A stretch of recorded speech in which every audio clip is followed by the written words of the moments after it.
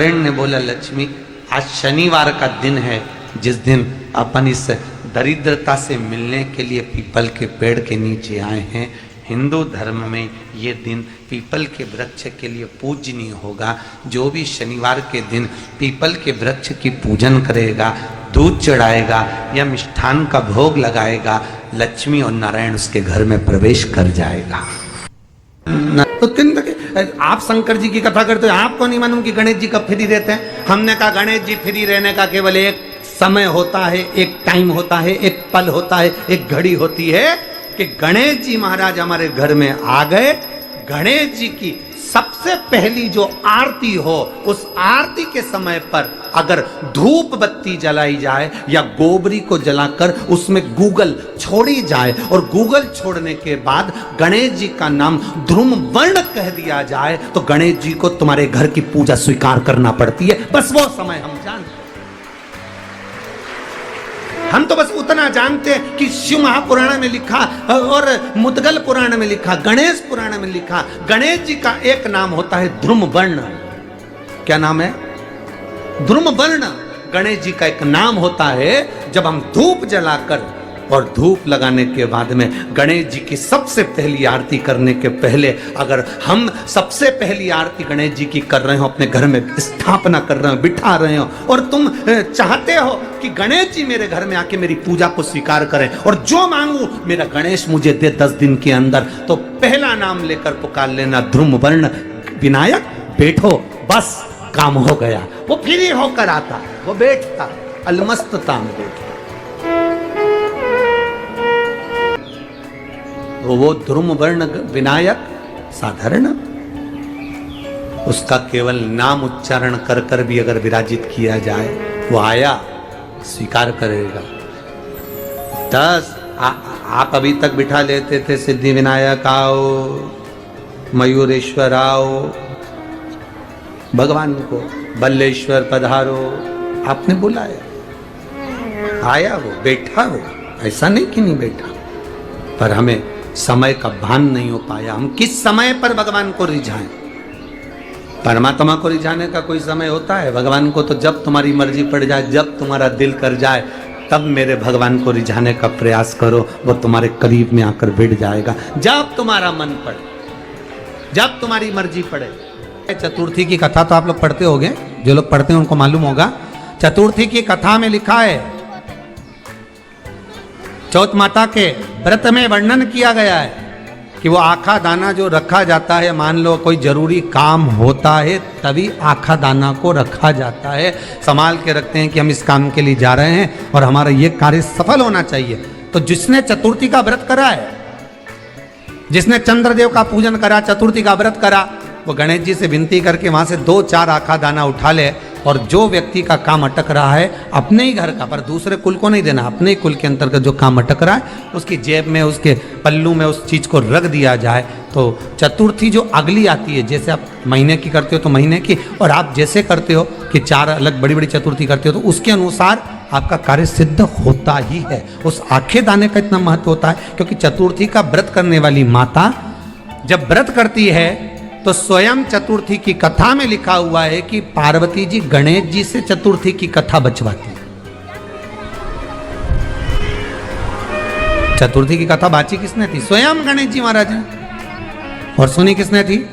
माता पार्वती। बाचने वाले गणेश जी थे, सुनने वाली माता पार्वती थी। तो चतुर्थी की कथा जब होती है तो उसको स्वयं गणेश जी बाच रहा, तो व्रत कौन सुन रही है? माता पार्वती। और आपने जो आखा दाना लिया वो गणेश जी के भाव से लिया, गणेश जी से निवेदन करके, विनय करके, प्रार्थना कर कर उसको प्राप्त किया, आपने उसको लिया।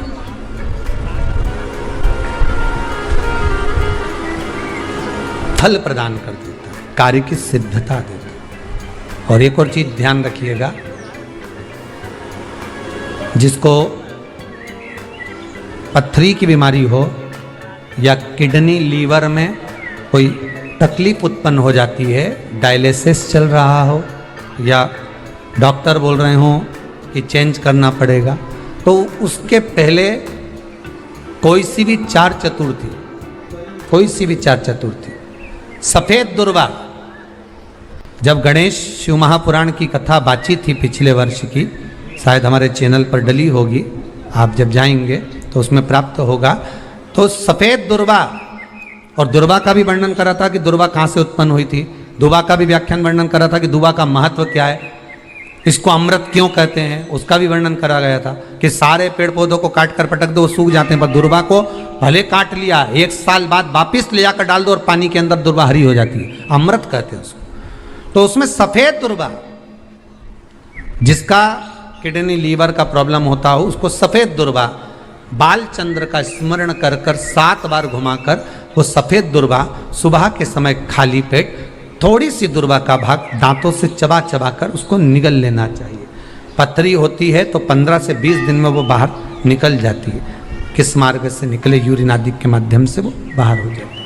और अगर किडनी लीवर की प्रॉब्लम होती है, डायलिसिस चल रहा होता है, तो उसमें भी आपको सुख की प्राप्ति होती है। हफ्ते में अगर 2 डायलिसिस हो रहे हैं तो हो सकता है बाबा चाहेगा विश्वनाथ तो 1 कर देगा, धीरे धीरे उसको फिर 4 चतुर्थी कर लीजिए। सफेद दुर्वा का, सफेद दुर्वा कहाँ मिलती है, तो कहा जहां जलाशय होता है, गणेश जी का दांत टूटा है उसी और गणेश जी को समर्पित करिए। दुर्वा का प्रकरण है। मनोकामना प्राप्ति के लिए 21 दुर्वा, वंश वृद्धि के लिए 11 दुर्वा, कार्य सिद्धि के लिए 7 दुर्वा और अच्छे एग्जाम में पास होने के लिए 5 दुर्वा का प्रमाण शिव महापुराण में वर्णन है। कितनी दुर्वा गणेश जी को समर्पित करी जाती है? मात्र 5। कितनी? आज के जमाने में लोग गट्ठा बनाकर चढ़ा दें, वो अपनी जगह पर 5 दुर्वा पंचम इंद्रियों को वश में करने के लिए और भगवान के 5 जो स्वरूप हैं उनको अपने भीतर उतारने के लिए 5 दुर्वा।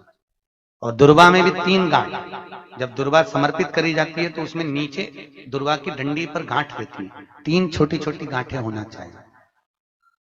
कितनी गांठ? जो भगवान को समर्पित करी जाए। जिस लड़के और लड़की का विवाह नहीं होता, भगवान गणेश जी मैया को प्रसन्न करने के लिए 8 रूप में धारण करते हैं। 8 रूप भगवान गणेश जी ने धारण किए। एक मयूरेश्वर गणेश, दूसरा सिद्धि विनायक, तीसरा बल्लालेश्वर, फिर वरद विनायक, फिर चिंतामणि, फिर गिरजात्मज, फिर भगवान गणेश विघ्नेश्वर अष्ट विनायक, फिर महागणपति। ऐसे गणेश जी के 8 नाम हुए।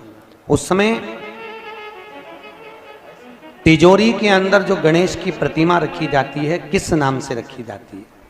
तो तिजोरी में हम जो गणेश की प्रतिमा रखते हैं वो वरद विनायक के नाम से रखते हैं।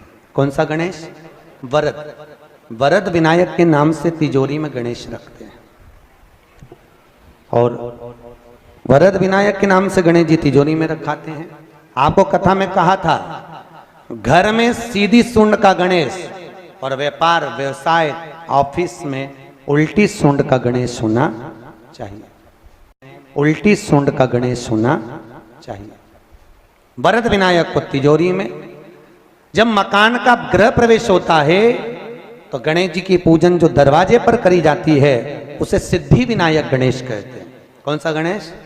सिद्धि विनायक। जब हम घर में शुभ कार्य हो, बंदरवाल लगाएं, कोई दरवाजे पर शुभ लाभ लगाएं या स्वस्तिक बनाएं या माताएं दरवाजे पर रंगोली डाले तो उसी समय पर सिद्धि विनायक के नाम से रंगोली डालना चाहिए, तो घर में लक्ष्मी बढ़ती है।